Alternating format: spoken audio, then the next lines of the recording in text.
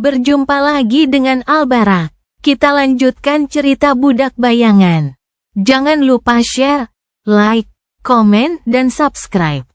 Budak Bayangan bab 2191, Manajemen Risiko. Casey mengerutkan kening, tidak mampu mengikuti alur pikiran sang ratu. Bukankah dia mengatakan bahwa kematian senyum surga adalah akar dari perang? Tapi sekarang, itu adalah kematian pedang patah. Casey masih linglung karena telah menelan darah Kisong. Dalam kondisinya saat ini, bahkan berpikir saja merupakan tugas yang sulit. Akhirnya, dia memaksakan senyum pucat. Semua masalah kalian tampaknya telah terpecahkan, dan kalian bebas membentuk masa depan sesuai keinginan kalian. Namun, tampaknya tidak ada satupun dari kalian yang hidup bahagia selamanya. Bagaimanapun juga, Kisong pasti berakhir sebagai mayat. Kedua boneka itu tertawa. Sang ratu mengangguk sambil tersenyum. Memang, yah, itu sudah bisa diduga. Lagi pula, bagaimana mungkin kita bisa saling percaya setelah mengkhianati salah satu dari kita? Apa yang bisa menghentikan kita dari melakukan pengkhianatan lagi? Tidak ada yang bisa menyatukan kita lagi. Smile of Heaven sudah tiada, dan hantunya juga sudah tiada, karena Broken Sword sudah mati. Anvil waspada padaku, bukan karena aku ancaman, tetapi hanya karena aku punya potensi untuk menjadi ancaman. Dan kami berdua takut pada Dreamspawn, monster itu. Yang terpenting, kami bukan manusia lagi. Kami adalah entitas, masing-masing bertanggung jawab atas domain. Dia berhenti sejenak. Katakan saja bahwa sistem berskala besar jauh lebih tidak toleran terhadap risiko. Anda bisa ceroboh ketika Anda hanya bertanggung jawab atas diri Anda sendiri. Tetapi bagaimana jika Anda memiliki keluarga yang harus diurus? Apakah Anda akan membiarkan diri Anda ceroboh ketika kehidupan dan kesejahteraan anak-anak Anda dipertaruhkan? Bagaimana jika Anda bertanggung jawab atas 1 juta keluarga? 10 juta? 100 juta? Begitu seseorang menjadi raja, hanya ada sedikit perbedaan antara ancaman dan potensi ancaman. Janji bencana saja sudah cukup untuk mengambil tindakan terhadap sumbernya. Sang ratu memandang Casey dan Seisan dengan rasa kasihan. Kalian berdua sudah merasakan beban tanggung jawab. Tapi kalian belum tahu apa-apa, belum? Tapi saya ngelantur. Masalahnya, terlepas dari semua itu, kita masih bisa menyelesaikan perbedaan kita. Kita bahkan mencoba untuk bersikap sopan, untuk sementara waktu. Namun, upaya kita ditakdirkan untuk gagal. Bisakah kalian menebak mengapa? Seisan mengerutkan kening. Casey terdiam sejenak, lalu berkata dengan tenang, karena mantra. Kisong tersenyum setuju padanya. Memang. Aku tidak tahu apakah itu karena kebetulan atau memang sudah direncanakan, tetapi konflik antara para supremes terjalin dalam jalinan mantra itu sendiri. Bagaimanapun, itu memberi kita cara untuk mengembangkan kekuatan domain kita dengan kecepatan yang mengerikan, benteng. Akan tetapi, jumlah benteng yang diciptakannya terbatas. Jadi, domain para pembawa mantra itu pasti akan bentrok. Seolah-olah itu dimaksudkan untuk mengadu domba mereka yang mencapai supremasi, sehingga pada akhirnya hanya tersisa satu penguasa yang paling kejam. Dia bertahan selama beberapa saat. Awalnya, kami mencoba membangun hidup berdampingan secara damai. Masing-masing dari kami bertugas untuk menekan yang lain, bisa dibilang itu adalah lingkaran tanggung jawab bersama. Dreamspawn menyandera pewaris Valor, Anvil menggantungkan pedangnya di atas kepalaku, sementara aku memastikan nama Dreamspawn tidak menyebar ke banyak pikiran. Namun lingkaran itu segera hancur, karena orang yang memiliki kemauan tidak akan pernah menyerah untuk ditekan. Kedua boneka itu terkekeh. Anvil segera menyerah pada putranya, seolah-olah dia tidak pernah peduli padanya sama sekali. Aku belajar untuk melepaskan diri dari kurungan tubuhku, membuat penghalang pedangnya tidak berarti. Dan Dreamspawn secara diam-diam menciptakan kelompok pengikut, memastikan bahwa namanya tidak akan pernah bisa dihapus sepenuhnya. Kisong bersandar dan mendesah. Ada juga masalah sisa-sisa klan Immortal Flame. Kau bertanya mengapa kami mencoba membasmi mereka, Song of the Fallen. Aku harus mengecewakanmu, tetapi tidak ada alasan misterius sama sekali untuk itu. Itu hanya logika dingin, begitu kau menghunus pedang melawan musuh, kau tidak akan menunjukkan punggungmu kepada mereka sampai mereka mati. Tidak ada rasa kasihan di wajahnya, tetapi juga tidak ada kekejaman tertentu. Hanya pragmatisme yang dingin dan kejam yang pernah membuat Master Orum ngeri. Immortal Flame sendiri sudah mati, dan Broken Sword dan Smile of Heaven juga sudah musnah. Little Nevis masih muda dan tidak berdaya, tetapi anak-anak tumbuh dewasa. Terkadang, mereka tumbuh menjadi orang suci yang sangat kuat yang memiliki pengaruh luar biasa terhadap hati orang-orang dan menyimpan hasrat yang membara untuk membalas dendam. Itulah yang ingin Anvil dan aku cegah agar tidak terjadi, jadi kami mencoba membunuhnya sebelum dia bisa mewarisi api sepenuhnya. Keputusan yang keji, tetapi bijaksana, bukan? Mengingat bagaimana semuanya berakhir. Cassie menggigil. Jadi dia tahu, keduanya tahu. Keduanya tidak pernah tertipu oleh tindakan Neve yang tunduk pada kekuatan mereka. Atau mungkin itu tidak penting. Mungkin itu hanya kasus sistem berskala besar yang tidak menyukai risiko, seperti yang dikatakan Kisong. Tidak masalah apakah Nevis benar-benar menyimpan pikiran untuk membalas dendam. Yang penting adalah dia punya potensi untuk membalas dendam. Hanya itu saja yang dibutuhkan hantu-hantu ini untuk menjatuhkan hukuman mati kepada seorang gadis kecil yatim piatu. Dan berapa banyak lagi kematian seperti itu yang telah terjadi? Aku ingin membunuh mereka berdua dengan kedua tanganku sendiri. Namun, itu tidak terjadi. Cassie memaksakan senyum di wajahnya. Rasanya aneh bahwa kalian berdua, para penguasa yang perkasa, gagal membunuh satu anak yang tidak berdaya. Kisong mengangkat bahu. Tangan kami terikat. Dreamspawn mengklaimnya, sama seperti dia mengklaim Mordred muda.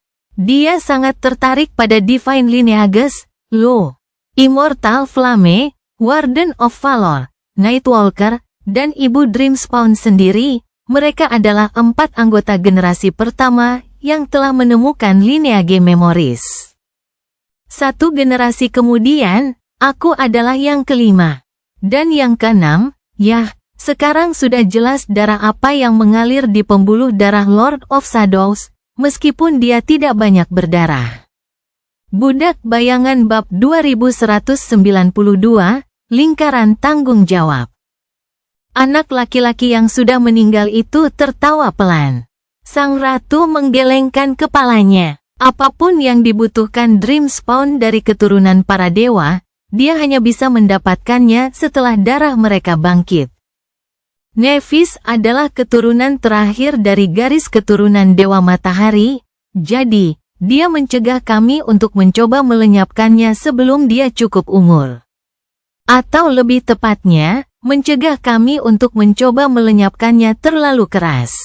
Metode yang bisa kami gunakan tanpa membuatnya waspada dan memancing amarahnya terbatas, dan itulah sebabnya dia berhasil bertahan hidup. Bahkan sebagai seorang anak, Nevi terbukti cukup ulet. Cassie tersenyum muram. Aku bersimpati padamu. Sungguh merepotkan. Kisong mengangkat bahu. Wah, terima kasih. Memang benar. Namun, Nevis muda benar-benar bukan perhatian utama kami. Karena, seperti yang dapat Anda bayangkan, tanggung jawab bersama di antara kami bertiga tidak berlangsung lama. Cassie menarik napas dalam-dalam. Apakah ada hal tertentu yang menyebabkan kalian berdua menjadi saling bermusuhan secara terang-terangan? Sang ratu terdiam sejenak, lalu tersenyum kecut. Ya, tidak. Prosesnya bertahap. Awalnya, kami sibuk membangun domain, menaklukkan wilayah tetangga di Dream Realm, dan menstabilkan wilayah kami. Namun, begitu kami mencapai batas yang dapat kami capai tanpa melanggar batas wilayah masing-masing, keadaan menjadi jauh lebih renggang di antara kami. Baik Anvil maupun aku ingin menelan Stormsea, tetapi keduanya tidak bisa bergerak tanpa memprovokasi yang lain. Sementara itu, Dreamspawn semakin aneh setiap tahunnya. Ketegangan terus meningkat, hingga suatu hari, kami melihat sebuah kesempatan. Cassie mengangkat alisnya. Kesempatan apa? Salah satu pemuda terkekeh. Kesempatan untuk menyingkirkan Dreamspawn, tentu saja. Orang itu, kau tahu, mengarahkan perhatiannya ke bulan. Cassie berkedip. Bulan. Apakah Kisong bermaksud bulan metaforis? Dia mewarisi garis keturunan Dewa Binatang, dan salah satu julukan Dewa Binatang adalah Dewi Bulan. Mungkinkah Asterion menunjukkan minat pada putri-putrinya? Mereka pasti sudah mencapai usia yang rentan terhadap mantra saat itu. Beberapa bahkan sudah bangkit. Sang ratu mengangguk. Ya, bulan. Bulan bumi, tepatnya, Luna. Ya, bukan bulan itu sendiri, tentu saja, melainkan apa yang tersembunyi di bulan. Cassie mencoba menekan rasa ingin tahunya, tetapi gagal. Dan apa sebenarnya yang tersembunyi di bulan? Gadis yang sudah meninggal itu tertawa merdu. Kisong tersenyum. Itulah yang ingin dipelajari oleh Dreamspawn. Mantra mimpi buruk pertama kali menginfeksi koloni bulan, baru kemudian menyebar dari bulan ke permukaan planet. Apa yang mereka temukan di sana, di sisi gelap bulan? Tidak ada yang tahu. Oh, tentu saja kami punya teori. Saat itu, sudah jelas bahwa makhluk mimpi buruk jahat telah menjadikan bulan sebagai sarangnya. Itulah mengapa sangat berbahaya untuk terbang terlalu tinggi di bumi, dan mengapa segala cara pengamatan bulan. Itu juga salah satu alasan mengapa penerbangan mengalami penurunan tajam segera setelah mantra mimpi buruk turun. Dia bertahan selama beberapa saat. Kemungkinan besar gerbang mimpi buruk terletak di sana. Gerbang pertama, mungkin. Karena melihat bulan terlalu dekat bisa jadi bencana, kami tidak bisa membuat analog skala Obel untuk mempelajarinya. Namun, masih ada semacam konsensus tentang kategori gerbang itu. Sebagian besar yang tahu percaya bahwa itu adalah gerbang kategori 6.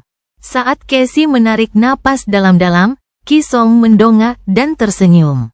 Jika demikian, maka itu terhubung dengan benih mimpi buruk ke-6. Mimpi buruk terakhir. Mimpi buruk yang akan mengubah mereka yang menguasainya menjadi ilahi, sehingga melahirkan dewa-dewi. Bukan dewa-dewi yang lebih rendah dari tingkat suci, tetapi dewa-dewi sejati, tidak berbeda dari makhluk-makhluk agung yang pernah menguasai seluruh eksistensi. Dia ragu sejenak, lalu menambahkan dengan nada lebih tenang, tentu saja, ada kelompok kecil yang memiliki pendapat berbeda. Mereka percaya bahwa gerbang bulan mengarah ke benih yang bahkan lebih istimewa. Bukan hanya benih mimpi buruk, tidak. Sebaliknya, mereka percaya itu adalah benih mantra mimpi buruk. Sumber invasinya ke realitas kita. Cassie mengembuskan napas perlahan. Dunia masih menyimpan begitu banyak misteri. Seorang jahat tinggal di bulan, menjaga gerbang mimpi buruk terakhir. Atau sumber mantra mimpi buruk itu sendiri. Siapa yang mengira, besarnya wahyu ini telah membuatnya terengah-engah. Cassie terlalu kecil dan tidak penting sehingga informasi itu tidak memiliki arti penting baginya.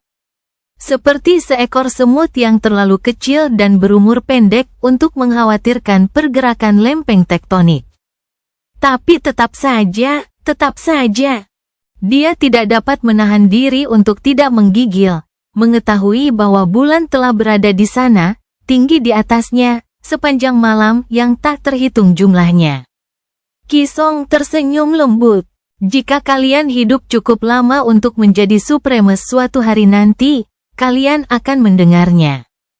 Pada suatu malam yang tenang, di bawah langit yang familiar, kalian akan mendengar panggilan mimpi buruk yang jauh, memikat, dan tak tertahankan.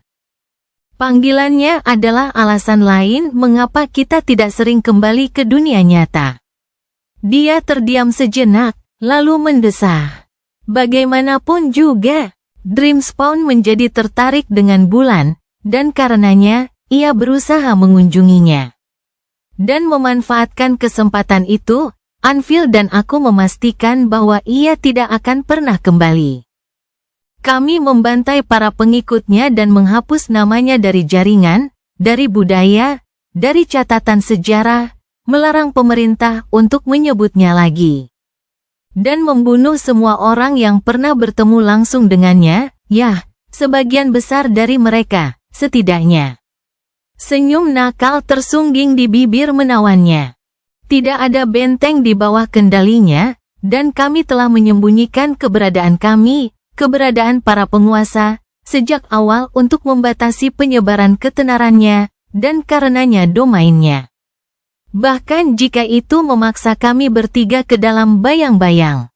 Jadi, domainnya hancur dalam sekejap, dan dia terdampar di bulan, kekuatannya sangat berkurang. Kami berharap dia akan mati di sana, tetapi tentu saja, kami tidak seberuntung itu. Iblis itu masih bernapas di luar sana, dalam dinginnya angkasa, menatap kami dari atas. Dia bahkan dapat memberikan pengaruhnya sedikit, terkadang, meskipun tidak terlalu banyak. Senyumnya melebar. Dan dengan Dreamspawn yang hampir tak terlihat lagi, lingkaran tanggung jawab bersama pun terputus. Pedang Anvil menusuk hatiku, tetapi, tentu saja, aku menolak untuk mati. Begitulah bentrokan rahasia kami dimulai. Sejak hari itu, kami mengumpulkan pasukan, menempatkan potongan-potongan permainan yang berharga, dan mempersiapkan diri untuk perang, untuk konfrontasi terakhir guna melihat siapa di antara kami yang paling kejam, dan karenanya layak menjadi satu-satunya penguasa dunia. Budak Bayangan bab 2193, Kebaikan yang lebih besar. Cassie terdiam beberapa saat, berjuang melawan perasaan mual karena tidak bisa mengendalikan tubuh dan jiwanya sepenuhnya. Pipinya yang robek berdenyut nyeri tumpul, dan tetesan darah berkilau dingin di lantai batu.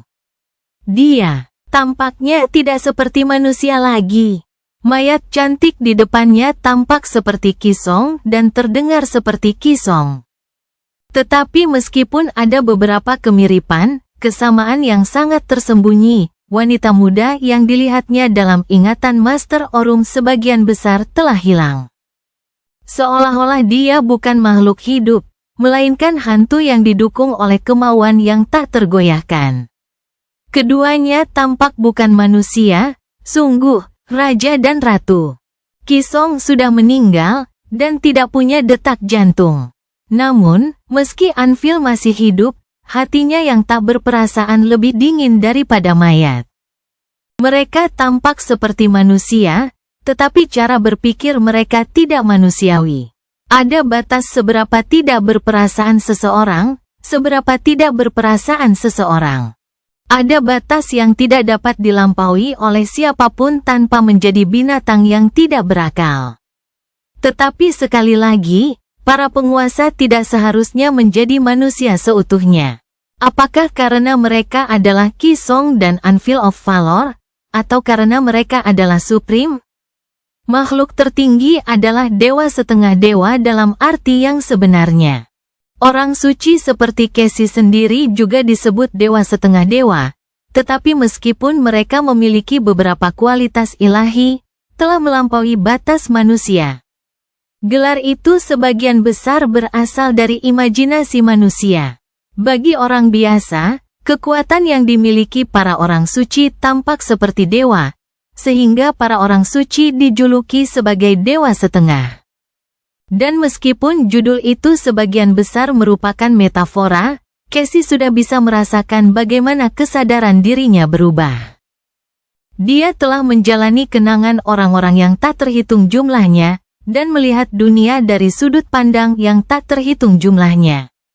Dia telah mengalami menjadi pria dan wanita, muda dan tua, sehat dan sakit. Dia telah mengalami kehidupan sebagai tentara dan pejuang, pekerja pabrik, warisan yang agung, pengungsi miskin, aktor, pengrajin, politisi, ibu rumah tangga, penjahat, pembantu, buruh, dan masih banyak lagi.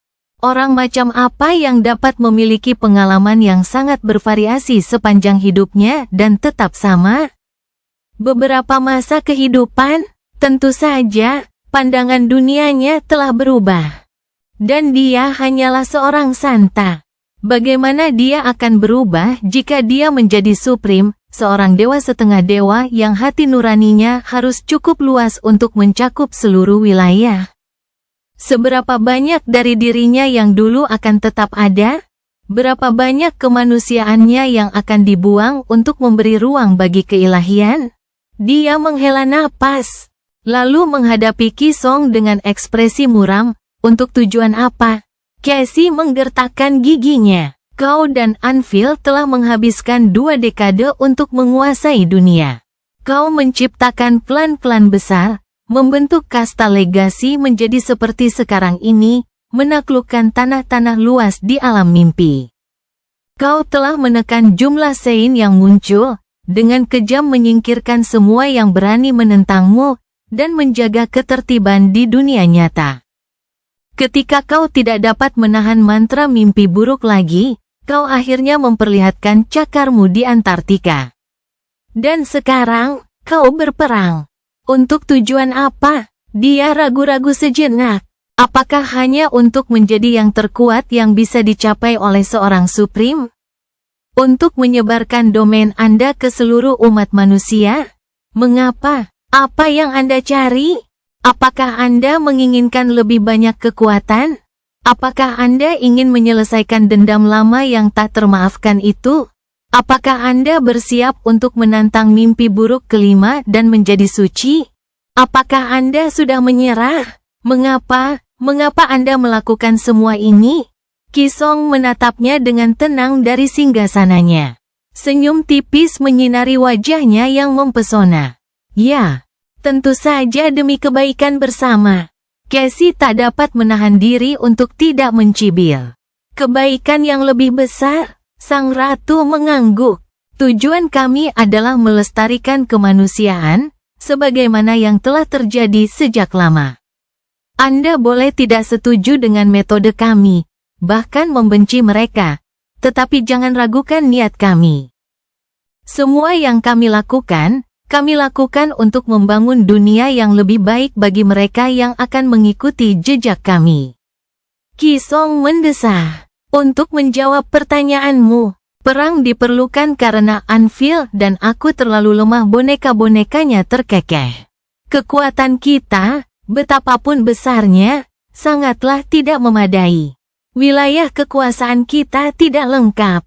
Kekuatan kita kurang. Kita hampir abadi dan tidak memiliki saingan di antara populasi manusia, tetapi musuh yang kita hadapi juga bukan manusia.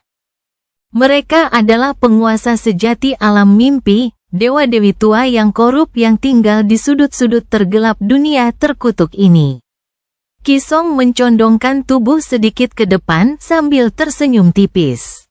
Ada persamaan sederhana untuk menjaga masa depan umat manusia, Anda tahu. Di dunia yang mengerikan ini, umat manusia tidak punya kemewahan untuk membeli barang-barang yang tidak dibutuhkannya. Merupakan kemewahan untuk memiliki populasi 3 miliar orang, tetapi apakah itu perlu? Bisakah kita menyelamatkan mereka semua? Tidak. Menyebarkan kekuatan kita terlalu tipis hanya akan menghasilkan kehancuran total.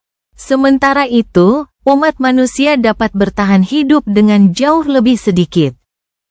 Orang-orang yang telah kita bawa dari rantai mimpi buruk akan melakukannya. Itu adalah kumpulan yang cukup besar untuk menghasilkan yang terbangun pada tingkat yang cukup. Yang akan menghasilkan cukup banyak master dan sein pada gilirannya. Faktanya, itu sudah terlalu besar. Senyumnya berubah muram. Lebih dari 100 juta orang biasa berada di domain Song saat ini. Mereka semua perlu diberi makan, pakaian, tempat berteduh, dan dilindungi dari makhluk mimpi buruk. Kami telah mempersiapkan kantong-kantong manusia di alam mimpi selama lebih dari 1 dekade. Namun beban merawat begitu banyak orang sudah menguras setiap sumber daya yang mungkin kami miliki, mengguncang seluruh kerajaan. Infrastrukturnya diambang kehancuran, persediaannya menipis. Casey mengerutkan kening. Orang-orang itu tidak hanya duduk diam. Mereka bekerja di ladang, membangun jalan. Mereka menjadi sukarelawan untuk menghadapi mimpi buruk pertama dan menjadi terbangun juga.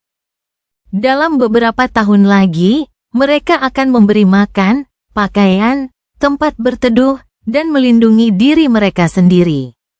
Kisong menggelengkan kepalanya. Namun, situasi di bumi juga akan menjadi jauh lebih tidak stabil dalam beberapa tahun, yang berarti kita tidak akan dapat mengirimkan banyak persediaan melalui gerbang mimpi. Namun, anggaplah Anda benar, bahkan saat itu, dunia nyata akan terus memburuk dengan kecepatan yang semakin meningkat.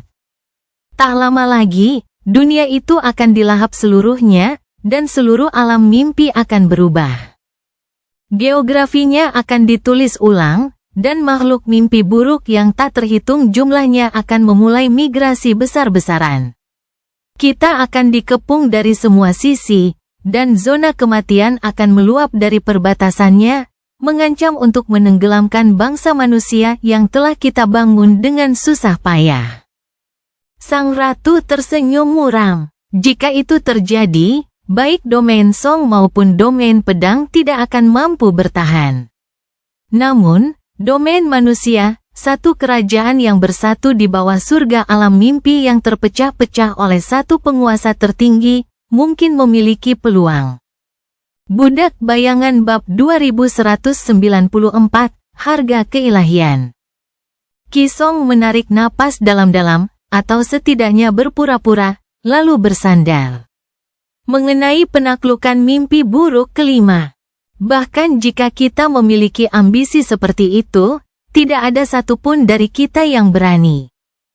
Menantang mimpi buruk selalu merupakan pertaruhan, bagaimanapun juga, mungkin penantang akan kembali hidup-hidup, mungkin juga tidak. Api abadi dapat mempertaruhkan nyawanya karena ada banyak sekali yang terbangun di dunia di sampingnya. Sipir dan Nightwalker dapat mempertaruhkan nyawa mereka karena, saat itu, ada banyak master di sekitar. Tapi bagaimana dengan kita? Apa yang terjadi jika semua supremes umat manusia binasa bersama? Tidak meninggalkan seorang pun untuk membelanya dari tirani mantra mimpi buruk. Risikonya terlalu besar, dan tanggung jawab yang kita pikul terlalu besar untuk mengambilnya. Ekspresinya berubah sedikit demi sedikit. Lebih dari itu, setiap mimpi buruk berbeda dari yang sebelumnya. Kita tidak tahu apa yang menanti kita di mimpi buruk kelima. Namun, yang kita tahu adalah bahwa bahkan jika seseorang berhasil menaklukkannya, akan ada harga yang harus dibayar. Makhluk suci tidak akan dapat memasuki dunia nyata sama sekali, kemungkinan besar, yang berarti tidak akan ada gerbang mimpi yang dapat menuntun orang-orang. Bahkan jika pembawa mantra mimpi buruk suci menerima kemampuan untuk menciptakan jenis koneksi baru antara kedua dunia, ada juga sifat apoteosis itu sendiri yang perlu dipertimbangkan. Menjadi dewa, bukan hanya tentang pangkat seseorang. Kisong berhenti sebentar dan melanjutkan dengan nada netral, perbedaan antara transenden dan maha kuasa sangat besar. Namun, Perbedaan antara manusia biasa dan dewa tidak terukur. Menjadi makhluk suci berarti meninggalkan sedikit yang tersisa dari sifat manusia Anda. Begitu seseorang mengalami apoteosis, cara berpikir mereka akan berubah. Cara mereka merasa akan berubah. Cara mereka menjadi diri mereka akan berubah, dan siapa mereka juga akan berubah. Kekuasaan dan kebajikan tidak selalu berjalan beriringan. Siapa yang tahu apakah makhluk suci dapat dipercayakan dengan kemanusiaan? Tuhan tahu aku takut memikirkan Dreamspawn menjadi dewa. Anvil juga, dan aku paling takut pada diriku sendiri. Sang ratu terdiam beberapa saat, lalu menatap Seisan dengan ragu. Bibirnya bergerak sedikit, dan suara baru, suara Kisong sendiri, bergema di ruang singgasana untuk pertama kalinya. Suaranya rendah dan indah, membuat orang ingin terus mendengarkannya. Apakah aku masih akan peduli dengan putri-putriku? Apakah aku akan mampu merasakan kasih sayang manusia? Apakah aku akan tetap menjadi diriku sendiri? Atau apakah aku akan menjadi orang lain, lebih tepatnya, sesuatu yang lain? Makhluk yang kodratnya ilahi, dan karenanya tidak manusiawi. Seisan gemetar. Perkataan sang ratu kedengaran sangat mirip dengan apa yang Cassie sendiri pertimbangkan sebelumnya, dan bergema dengan kuat. Karena Cassie sendiri sangat takut kehilangan dirinya karena kekuatan aspeknya. Banyak sekali bagian dari masa lalunya yang telah hilang, dan karenanya, dia takut kehilangan lebih banyak lagi dirinya yang sekarang, tetapi dia paling takut akan dirinya di masa depan. Semua orang takut akan kematian dan transformasi, terutama yang sedahsyat menjadi dewa, apoteosis, sebagaimana Kisong menyebutnya, juga merupakan suatu bentuk kematian. Cassie menarik napas dalam-dalam. Jadi, pada akhirnya, kalian berdua memulai perang ini untuk saling memakan dan melahirkan domain yang sangat kuat, yang menyatukan seluruh umat manusia, sebagai hasilnya. Bagian dari umat manusia yang kalian anggap layak untuk diselamatkan, setidaknya. Kisong mengangkat bahu. Dia terdiam lagi, dan boneka-bonekanya berbicara menggantikannya. Ya, seperti itu. Cassie menggelengkan kepalanya. Semua kematian ini, semua penderitaan ini. Bukankah akan lebih mudah jika salah satu dari kalian mengundurkan diri dan membiarkan yang lain berkuasa tanpa lawan? Senyum aneh tersungging di bibir sang ratu yang memikat. Saya kira begitu, tapi tanyakan pada diri Anda sendiri pertanyaan ini, akankah seseorang yang bersedia menyerah tanpa perlawanan mampu melawan seluruh dunia? Akankah seseorang yang bersedia tunduk tanpa perlawanan layak memerintah seluruh umat manusia? Akankah seseorang seperti itu mampu memimpin siapapun, apalagi semua orang? Menuju keselamatan? Tidak, menyerah bukanlah sifat seorang penguasa. Kualitas yang membuat kita menjadi yang tertinggi membuat mustahil bagi kita untuk menyerah tanpa pertempuran yang tuntas. Terjadi keheningan panjang, lalu para pemuda yang sudah meninggal itu tertawa. Baiklah, sepertinya aku sudah menjawab semua pertanyaanmu, Song of the Fallen. Bagaimana? Apakah itu cukup untuk tawar-menawar? Cassie menundukkan kepalanya, itu sudah cukup, Yang Mulia. Kisong mengangguk sambil sedikit geli. Kalau begitu, aku sudah menunjukkan banyak belas kasihan kepadamu. Apa yang akan kuterima sebagai balasannya? Cassie mengumpulkan pikirannya sambil menarik napas dalam-dalam. Ini dia, kalau begitu. Segalanya akan terjadi dengan cepat begitu dia membuka mulutnya. Namun, itu adalah tindakan terbaik. Para penguasa harus memiliki kekuatan yang seimbang saat mereka bertarung. Dan saat ini, Raja Pedang memiliki keuntungan yang terlalu besar. Dia mendesah. Saya menyebutkan bahwa saya mengetahui banyak rahasia, salah satunya sangat berharga. Saya akan membagikannya kepada Anda sebagai rasa terima kasih karena telah menunjukkan belas kasihan kepada saya. Sambil menegakkan punggungnya, Casey terdiam sejenak lalu berkata dengan nada muram, Raja telah diam-diam mengukir jalan melalui Hollows of the Breastbone dan Western First Strip. Pasukannya akan segera muncul dari hutan dan menyerang Lesser Stronghold Crossing dari belakang. Itu akan terjadi pada akhir besok, atau mungkin lebih cepat lagi. Sekarang setelah Valor menginginkanku mati, hidupku terikat pada kesejahteraan klan Song. Jadi, kupikir aku akan memberitahumu. Keheningan yang pekat menyelimuti ruang singgasana. Seisan tampak terkejut, matanya sedikit terbelalak, namun sang ratu tetap tenang. Beberapa saat kemudian, dia mencondongkan tubuh sedikit ke depan. Bukankah ada tiran terkutuk yang menghalangi jalan menuju Hollows of the First Strip? Casey menundukkan kepalanya. Ada. Raja membunuhnya. Ki Song mengangkat alisnya. Dia membunuh tiran terkutuk dengan cepat dan cukup tenang sehingga kematiannya tidak diketahui. Ah, aneh sekali. Dia terdiam beberapa saat. Lalu tersenyum. Yah, itu tentu saja mengubah banyak hal. Budak Bayangan bab 2195, Rumah Boneka.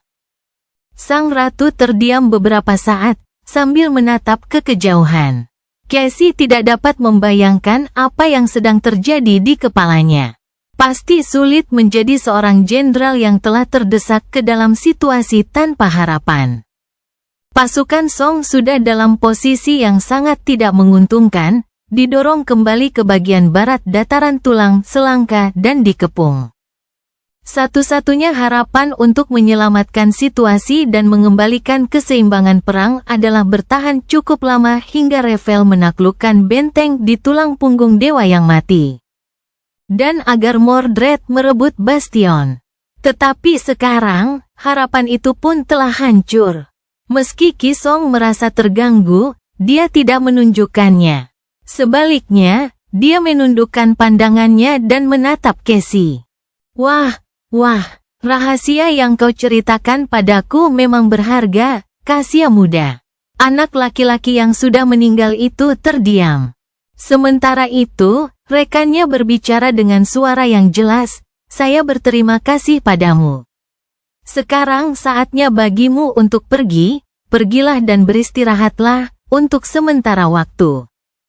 Seisan, tolong tinggallah. Casey sempat bertanya-tanya apakah ia benar-benar akan diizinkan berjalan keluar dari ruang singgasana dengan kedua kakinya sendiri tanpa dikawal oleh Seisan.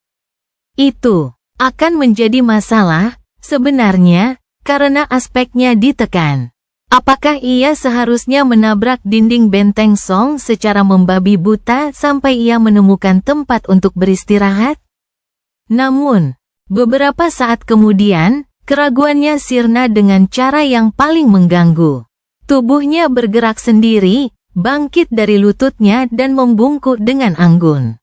Mulutnya juga bergerak sendiri, dan kata-kata yang tidak ingin diucapkannya keluar dari bibirnya, terima kasih, Yang Mulia. Kemudian, tubuhnya berbalik dan menjauh dari singgasana dengan langkah anggun dan percaya diri. Hubungan yang telah dibangunnya dengan Indra Seisan terputus, dan dia ditinggalkan dalam kegelapan. Casey kembali buta, tetapi tubuhnya berperilaku seolah-olah bisa melihat. Tubuhnya meninggalkan ruang singgasana dan berjalan ke suatu tempat dengan tenang, bergantian saat dibutuhkan dan menggunakan tangannya untuk membuka pintu. Dia tidak tahu kemana tubuh itu menuju, dan hanya bisa mengingat jumlah putaran dan menghitung langkah dalam pikirannya karena kebiasaan. Saat Casey berjalan, ia melepaskan diri dari kengerian karena tidak mampu mengendalikan tubuhnya sendiri dan memikirkan tentang banyak misteri yang telah terpecahkan hari ini.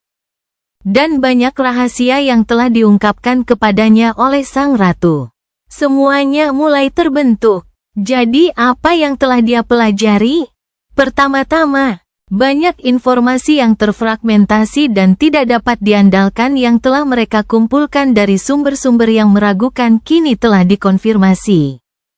Rencana besar para penguasa, tujuan untuk menekan kemunculan para Sein yang independen, alasan mengapa para tertinggi tampaknya telah meninggalkan dunia nyata.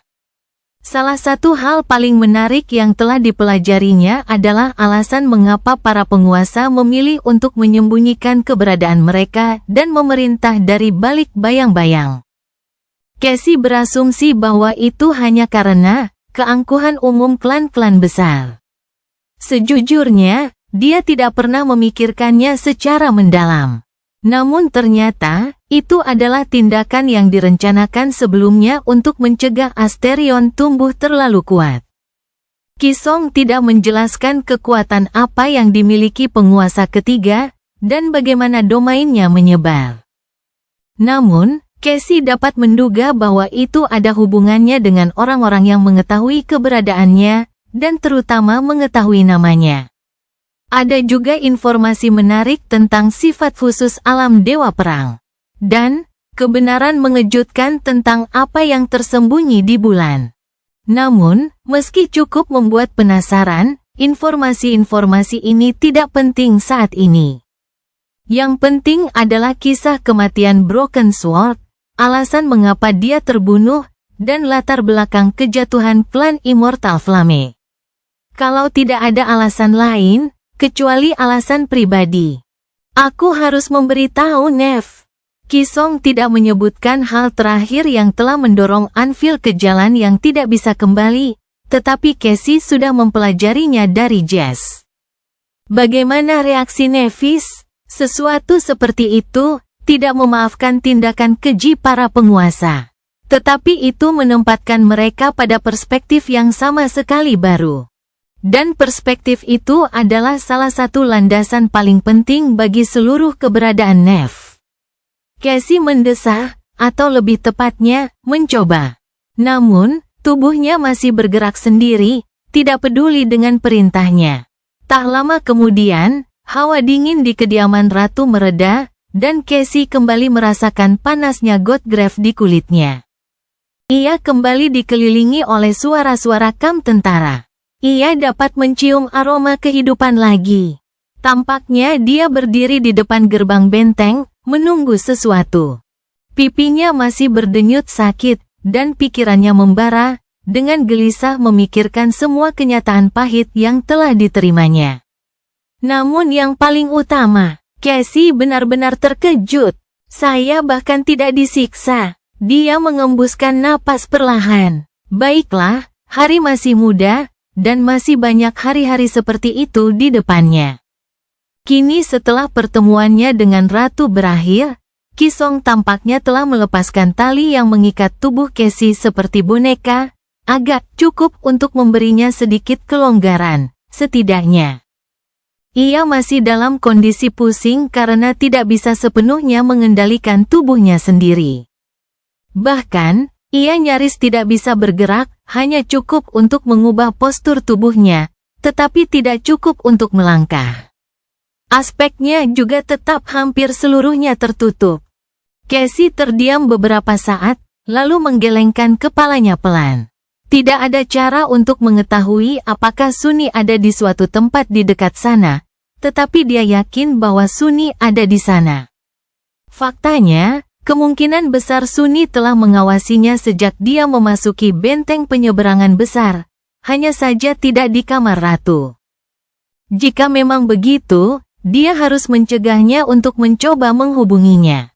Sekarang Casey telah menjadi boneka, mendekatinya sama saja dengan mengungkapkan kehadirannya kepada Kisong. Jadi dia berharap agar dia melihat dan mengerti isyaratnya. Sunny adalah orang yang jeli dan pintar. Dia tahu bahwa menghubunginya itu berbahaya, jadi dia akan menjauh. Tetap, meski tidak dapat melihat atau mendengarnya, Casey senang mengetahui bahwa dia tidak benar-benar sendirian. Cerita bersambung. Jangan lupa share, like, komen, dan subscribe, agar tidak ketinggalan cerita selanjutnya.